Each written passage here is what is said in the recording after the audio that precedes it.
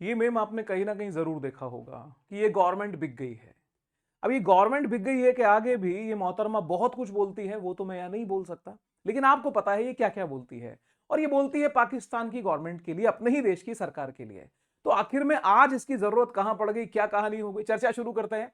नमस्कार, मेरा नाम है नीरज पारिक, आप देख रहे हैं Neeraj Pareek official YouTube channel. First time हमारे साथ में है तो truth, insight and impactful content के लिए अभी सब्सक्राइब कीजिए और हिस्सा बनिए तेजी से बढ़ते जियोपॉलिटिकल परिवार का। साथियों, जिस समय पे भारत और पाकिस्तान आमने सामने आए थे कुछ समय पहले, और जब हमने इनको दिन में तारे दिखा दिए थे, इनके दीवारों, इनकी छतों के अंदर इतने बड़े छेद हो गए थे कि ये पलंग पे लेट के भी आसमान से चांद का जो है वो दीदार कर सकते थे बिना छत पे गए।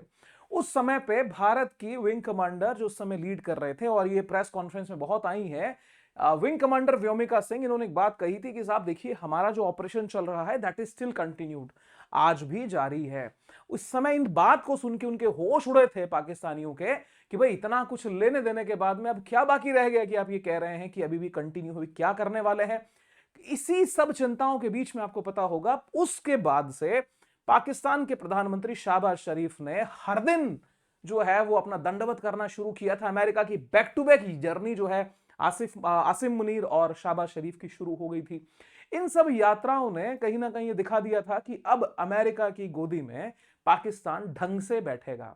अब ढंग से बैठने का मतलब यह था कि इनको कैसे भी करके सहयोग चाहिए था, चीन इनसे दूर हो चुका था। अब ऐसी स्थिति में इनके पास में बचता कौन, इनके पास में बचता एकमात्र अमेरिका। और यूएन के मंच से भी अमेरिका की तारीफ करना, भारत सरकार के लिए कुछ नकारात्मक टिप्पणियां करना, उस समय भी जो हमारी वहां पे एक आईएफएस अधिकारी पेटल गहलोत थी, उन्होंने ढंग का सा जवाब इनको दे दिया था। अब साहब होता क्या है, असीम मुनीर और शहबाज शरीफ पहुंचते हैं एक पिटारा लेकर के। पिटारे में दिखाया जाता है कि मालिक जो उनके ट्रंप है उनको कहते हैं, मालिक जरा देखिए आपके नौकर आपके लिए क्या लाए हैं, आपके दास है हम, देखो आपकी पेशे खिदमत, हम आपके लिए कुछ विशेष चीज करते हैं। ट्रंप ने बोला दिखाओ क्या चीज है। बोले देखिए जी, ये हमारे रेयर अर्थ मिनरल्स हैं, और हमारे बलूचिस्तान में, हमारा बलूचिस्तान से मतलब यह है कि बलोच लोगों की उस टेरिटरी पे जिस पे अवैध कब्जा पाकिस्तान ने किया है, हम वहां से इसको निकाल के लाए हैं और अब आपके लिए ले आए। देखो चीन आपको नहीं दे रहा है ना, आप डरिए मत, आपकी जो सिपह, हम जो सैनिक है ना वो आपके साथ खड़े हैं, आप बोलो बस करना क्या है। अब यार ट्रंप को चाहिए क्या, ये एक जिसको हम कह सकते हैं उस कैरेक्टर का इंसान है। आज आपको मैं बताता हूं, बड़ी विशेष बात है, वैसे इससे रिलेवेंट नहीं है पर बताता हूं, सुन लीजिए। व्हाइट हाउस में एक लेडी को वो बोलते हैं कि तुम्हें, तुम्हारे जो, तुम बहुत सुंदर हो, और तुम्हें मैंने हॉर्स राइडिंग करते हुए देखा था, तो मुझे बहुत अच्छी लगी, और उसी के बाद से देख लो तुम्हारे पति को मैंने व्हाइट हाउस में एंट्री दे दी है। अब व्हाइट हाउस में सेक्रेटरी लेवल का आदमी है सर।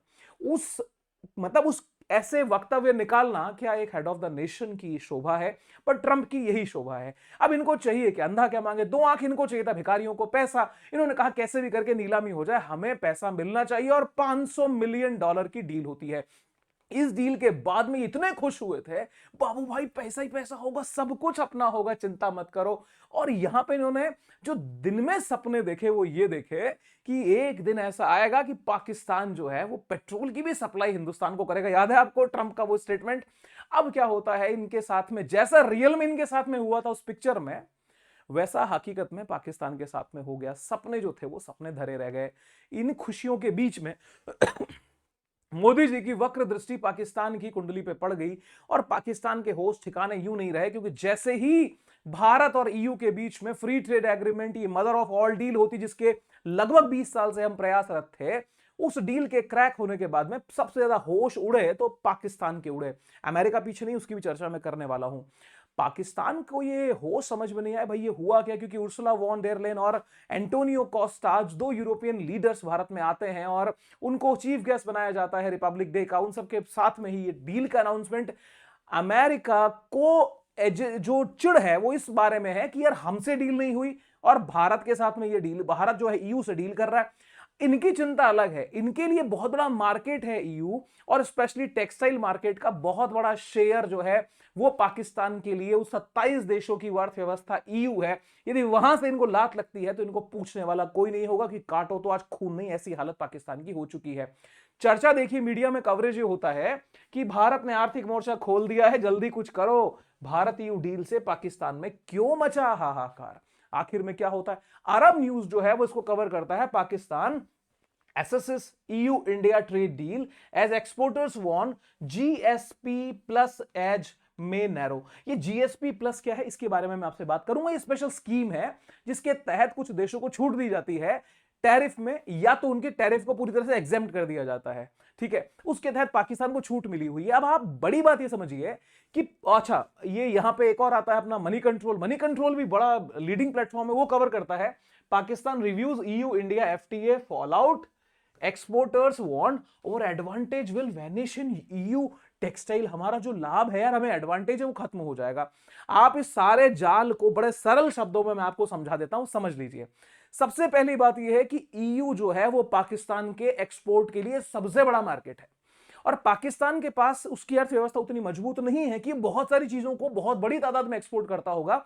लेकिन टेक्सटाइल एक ऐसा आर्टिकल है, एक ऐसा वस्तु है जिसको ये बड़ी तादाद में EU में भेजता है, और EU उसका सबसे बड़ा ग्राहक है।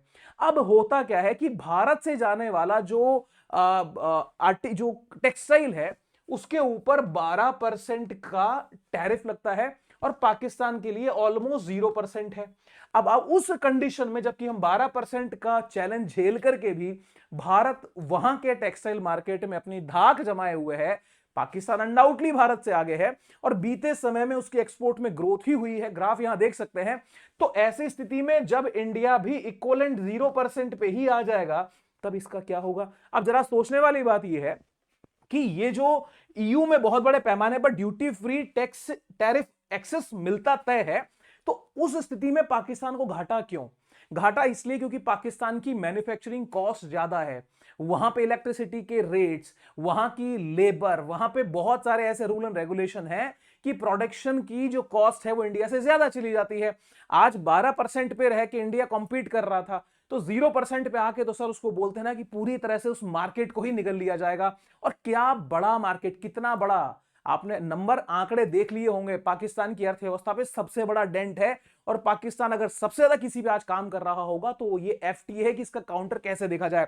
क्योंकि जहां तक ये बात आती है टेक्सटाइल मार्केट में, तो सर 2 से 5% का डिफरेंस भी बहुत बड़ा अंतर क्रिएट कर देता है। लेकिन जब 0% पे बात आएगी तो सर समझो ये वन साइडेड गेम हो जाएगा, और वही होगा चकदे फड्डे नब्दे गिल्ली, बस कुछ नहीं बचना पाकिस्तान के पास में। और यहीं पे मिनिस्ट्री ऑफ टेक्सटाइल ने PIB के ऊपर एक प्रेस रिलीज की थी कि ड्यूटी फ्री एक्सेस होगा कहां, India EU free trade agreement. ये अप्रेजल में और टेक्सटाइल के अंदर बड़ा ट्रांसफॉर्मेशन, कहेंगे रिफॉर्म नहीं है, ट्रांसफॉर्मेशन ये क्रिएट करेगा। अब साहब थोड़ा सा नजर डालते हैं GSP होता क्या है। GSP है generalised scheme of preference plus. अब ये जनरलाइज स्कीम ऑफ प्रेफरेंस का मतलब ये है कि कुछ देशों के लिए कुछ छूट दी जाती है कि आइए आप हमारे यहां बिजनेस करिए, टैरिफ में हम आपको छूट दे देंगे, आपका माल हमारे पास भेजना शुरू करो। अब ये प्लस क्या है?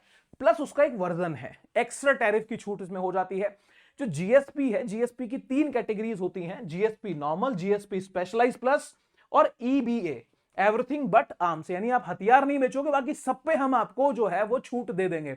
अब आप देखो यहां पे एक लाइन लिखी है, सब कुछ जीरो ड्यूटी, यानी सबसे गरीब देशों के लिए, और पाकिस्तान अभी GSP प्लस कैटेगरी के अंदर है, यहां तक ये नहीं आया है, इस कैटेगरी में इसको अभी तक शामिल रखा गया है। तो वहां पे अपना ये सस्ती दरों पे माल भेजता था। अब जैसे ही ये एग्रीमेंट की खबर आई, पाकिस्तान की तरफ से सिर्फ एक बात निकल के आती है जो आप यहां देख सकते हैं। ये मेम भी बड़ा वायरल है भाई, क्या अब पढ़ लिया होगा, बोले तो क्या कारण क्या है? क्योंकि जब कोई देश किसी दूसरे देश के लिए मान के चलता है कि हमारे पैरों में दम ना रख करके दूसरे के भरोसे चल लेंगे, कभी चीन से कुछ खैरात मिलेगी, कभी अमेरिका खैरात दे देगा। आज ना इनको चीन देने वाला है, ना इनको कुछ अमेरिका मिलने वाला है, जनता जो है वो इनको गालियां जरूर देगी।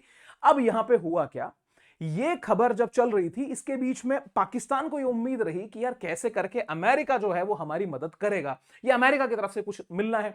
अब इस मौके पे आप ये समझिए कि अमेरिका खुद परेशान है कि इंडिया से डील हमारी क्रैक क्यों नहीं हुई, और उसी डील को क्रैक करने के लिए उनके सुर बदल गए। अभी आप देखिए, जो 26 जनवरी को, मैं अगर डेट गलत कोट नहीं कर रहा हूं तो 26 जनवरी या 25 जनवरी के आसपास में, नहीं जी डेट है 14 जनवरी, संक्रांत के दिन, मकर संक्रांति के दिन 14 जनवरी को नए जो इनके राजदूत भारत में आए, वो कहते हैं कि भारत से बढ़ के तो कोई देश ही नहीं है। अब क्या है, ये डेंट कंट्रोल करने का किया जा रहा है। रही बात अब क्वाड को लेकर, तब पता है पैक्स सिलिका, आपने नाम सुना है?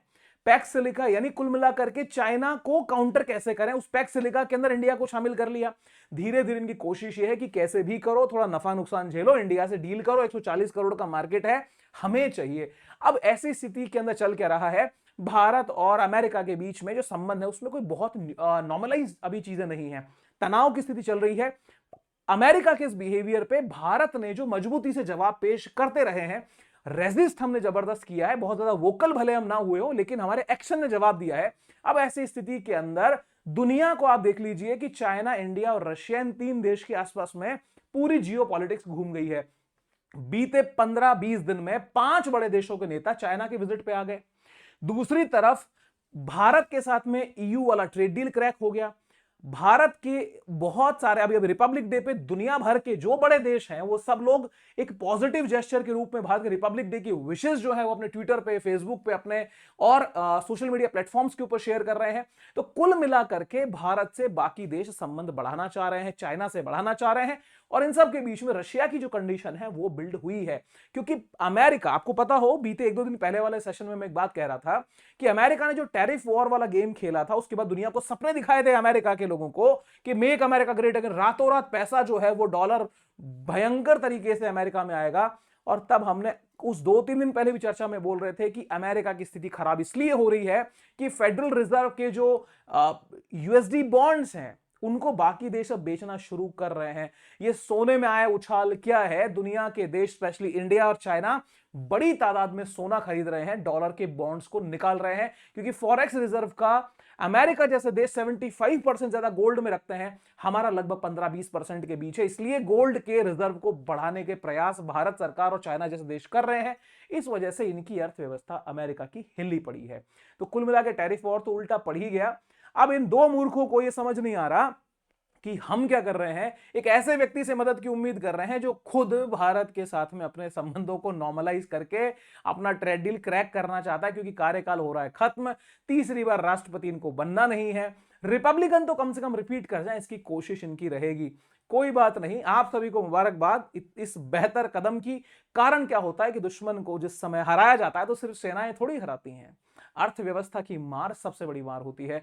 तो इसी ऑपरेशन के 2.0 शायद हो गया है, उसकी आप सभी को बधाई, मुबारकबाद। और हां, भारत सरकार ने जो निर्णय लिए, और ये डिप्लोमेटिक विक्ट्री मैं भारत सरकार की कहूंगा, क्योंकि जहां पे सकारात्मक कदम है उसकी तारीफ करना जरूरी है, क्योंकि देश की सरकार है, कोई पार्टी की सरकार नहीं है। तो भारत की सरकार के लिए सकारात्मक कदम की बधाई, आप सभी को शुभकामनाएं। और ये एनालिसिस कैसा लगा और क्या वाकई में आपको पसंद ये कंटेंट आया है तो आपका आशीर्वाद मुझे कमेंट्स में चाहिए।